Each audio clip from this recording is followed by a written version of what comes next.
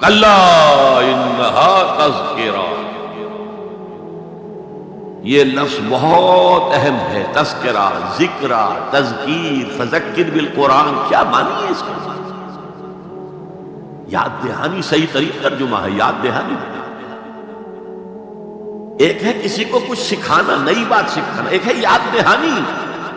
اسے ایک چیز معلوم تھی کہ بھول گیا، یاد کرانا۔ جیسے آپ کے کسی دوست نے آپ کو بہت قیمتی قلم دیا تھا، آپ نے اسے بہت سنبھال کر اپنے ٹرنک میں رکھ لیا،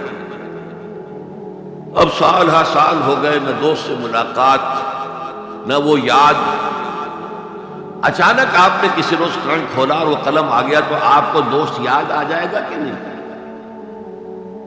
اسی لیے قرآن آفاق و انفس کے لیے آیات کہتا ہے، ہم اپنی آیات دکھائیں گے تمہیں، نشانی جس کو دیکھ کر تم ہمیں پہچانو۔ اور تذکرہ کا مطلب کیا ہے؟ پوٹینشلی ایمان ہر انسان کے دل میں موجود ہے، یہ جو روح جو ہمارے قلب کی مسکن مکین ہے، اس میں اللہ کی معرفت بھی ہے، اللہ کی محبت بھی ہے، البتہ ذہول کے پردے پڑ گئے ہیں، بھول اور نسیان طاری ہو گیا ہے، ہم دنیا ہی کے اندر گم ہو کر رہ گئے، ہماری ساری دلچسپیاں دنیا سے ہیں، لہذا ہماری توجہ ہی نہیں ہے، ورنہ ہر انسان کے دل میں یہ جو یہاں ہندوستان میں کہتے ہیں آتما اور پرماتما، آتما اور پرماتما کا تو تعلق بہت گہرا ہے، ابتدا میں بنا دی گئی تھی ارواح، جب ہم سب کے سب تمام انسان آدم سے لے کر اور تا قیامت جو انسان آئے گا دنیا میں، ان سب کی ارواح پیدا کر دی گئی، اور پوچھا گیا الست بربکم قالوا بلی، یاد ہے؟ لہذا یہ تذکرہ ہے، یہ یاد دہانی ہے، تمہارے اندر موجود ہے، اللہ کی معرفت بھی موجود ہے، اللہ کی محبت بھی موجود ہے، لیکن کلا بل ران علی قلوبہم ما کانوا یعملون، ان کے دلوں پر زنگ آ گیا ہے اب ان کے اعمال کی وجہ سے، شیشہ جو ہے وہ زنگ آلود ہو گیا۔ حضور نے فرمایا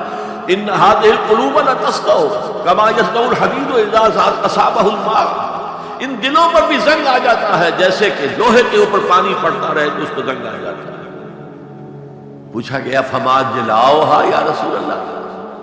اے اللہ کے رسول ہماری تلواروں کو زنگ لگتا ہے، ہم پالش کرتے ہیں، سیکل کرتے ہیں، وہ پھر چمک پڑتی ہے، تو دل پر اگر زنگ آ جائے تو اس کا علاج کیا ہے؟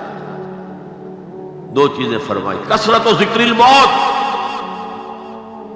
و تلاوت القرآن، دو کام کرو کثرت سے، موت کو یاد رکھو، یہاں رہنا نہیں ہے، جانا ہے،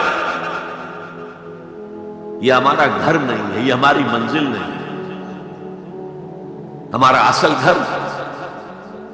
جو حضور نے فرمایا انما الدنیا خلقت لکم وانتم خلقتم للآخرہ، یہ دنیا تمہارے لیے بنائی گئی، تم آخرت کے لیے بنائے گئے، اسی لیے حضور نے فرمایا کن فی الدنیا کانک غریب وعابر السبیل، دنیا میں ایسے رہو جیسے راہ چلتے مسافر، یہ اجنبی ہے۔ اپنے بارے میں فرمایا مالی والی دنیا، مجھے تمہاری دنیا سے کیا سروکار، انما مثلی کراکب استظل تحت شجرۃ ثم راح فترکھا، میری مثال اس مسافر کی سی ہے جو ذرا سستانے کے لیے کسی درخت کے سائے میں بیٹھتا ہے تھوڑی دیر، وہ اس کا گھر تو نہیں ہے، اس کی منزل نہیں ہے، پھر وہ اس کو چھوڑتا ہے، اپنا راستہ لیتا ہے۔ یہ اگر ہمارا تصور قائم ہو جائے، کلا انہا تذکرہ، اب اس کے بعد جو الفاظ آئے فی صحف مکرمۃ مرفوعۃ مطہرۃ بایدی سفرۃ کرام بررہ، یہ جو قرآن ہے، جو تذکرہ ہے، یہ بڑے ہی انتہائی پاکیزہ صحیفوں میں ہے، فی صحف مکرمۃ، بڑے باعزت، مرفوعۃ مطہرۃ، مرفوع بلند اور انتہائی پاک، بے ایدی سفرۃ، یہ کن کے ہاتھوں میں ہے؟ لکھنے والے وہ فرشتے،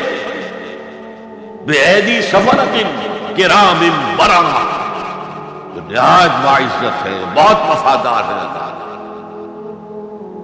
یعنی اصل قرآن کہاں ہے؟ لوح محفوظ میں ہے، اصل قرآن کہاں ہے؟ ابھی اگلی جو پڑھیں گے ہم، کتاب مکنون، چھپی ہوئی کتاب کے اندر ہے۔ اصل قرآن کہاں ہے؟ وَإِنَّهَا لَفِي أُمِّ الْكِتَابِ لَدَيْنَا لَعَلِيٌّ عَظِيمٌ، یہ تو اس ام الکتاب میں جو ہمارے پاس